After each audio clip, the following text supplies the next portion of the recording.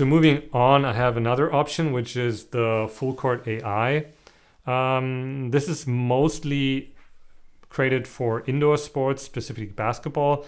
And what it basically allows is to attach two phones, one here and here, similar to the Veo at an angle, so you can capture 180 degrees. And what that does then is, or the app then is able to stitch that together. The app allows you to create highlights. It's, a pretty fun editor. It's, I would say it's more focused on fun than analytics, but it's quite cool. So here I have a video showing that that they created.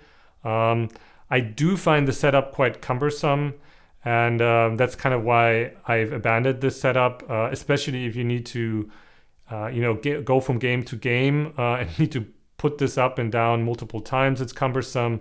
It drains the battery super fast on the two phones. So you need power banks for both of them. And I don't know. I was just not convinced of the practicality. But overall, it can be very cool. I think especially for indoor sports. And if you have like two parents chipping in their phone, then it's cool. But you need a third phone to then kind of manage all of that. So it's requires quite a lot of hardware. There's a similar setup from Veo that is now coming out, which is called Veo Go, which again has the setup for two phones. I find the setup appears to be easier to use. And then you get, again, this ability to have 180-degree view and using their web editor for this. The subscription is much, much cheaper, but there's some pretty hardcore limitations. So it's not able to be used for live streaming, but even more weird is that you can't even download the full match. So I guess people just have to watch it on their platform. I mean, that's not a technical limitation. That's just a business decision. And that, again, follows very much their approach of making everything very closed and walled gardenish. So I don't really see that as a very exciting option for the future. There are some other companies that are doing interesting things. So there is SeeUsPlay. They basically offer you an option to use action cameras for this. So they sell you this setup where you can attach two action cameras at an angle, and then afterwards you can upload the footage to them. They stitch everything together and allow you to create a panned video out of it.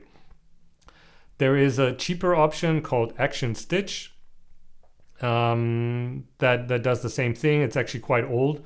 And then you could use one's AutoCam to, again, get that moving video. So here's an example of SeeUsPlay and then an example of ActionStitch. So where does this leave us? There's no one size fits all or silver bullet or whatever. I personally currently would recommend the XBot Chameleon.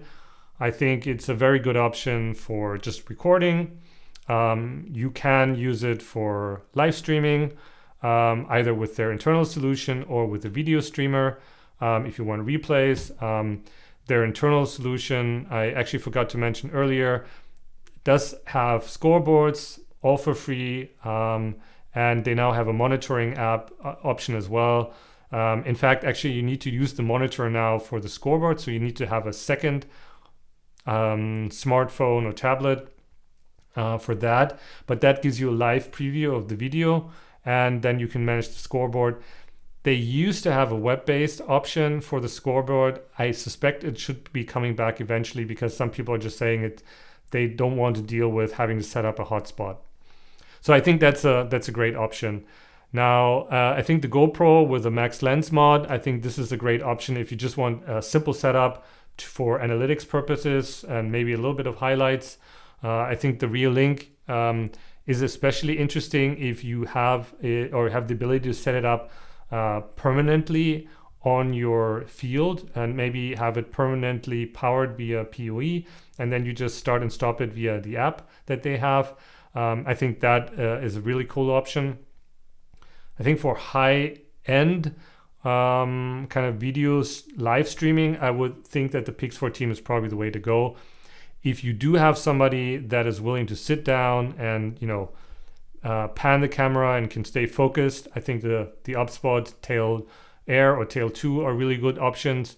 And obviously, if you just have quite a lot of money on your hands and you just want something that works really, really straightforward and is able to do everything good or very good, then go with the Veo. So that's it. Hope this was helpful. If you have any questions on any of these specific setups, please do let me know in the comments, and I will consider making a follow-up video going into a little bit more detail on any of these options.